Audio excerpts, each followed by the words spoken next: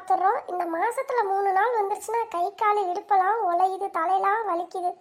இது எல்லா பெண்களுக்கும் உகந்தது ஆயிடுச்சு. இது வந்தாலும் கஷ்டம், வரலைனாலும் கஷ்டம். மா ராணி, வீட்டில் இருக்கியா?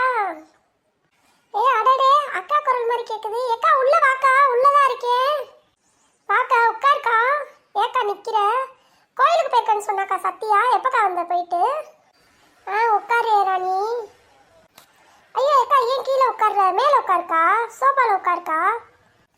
இல்லை ராணி, கோயிலுக்கு போயிட்டு மலையெல்லாம் சுத்தணுமா, காலெல்லாம் வலிக்குது ராணி. பிள்ளைகள் எங்க? சத்யா சோனியா எங்க? நீ என்னக்கா தங்க மாதிரி பூ மாதிரி காலேஜுக்கு அனுப்பி விட்டியா? ஸ்கூலுக்கு போயிட்டாளா? விஜய் அஜய் வேலைக்கு ஆஃபீஸ்க்கெல்லாம் போயிட்டாங்களா? அத்தா என்ன பண்ணுறாங்க? அத்தை மாமா நல்லா இருக்காங்களாக்கா?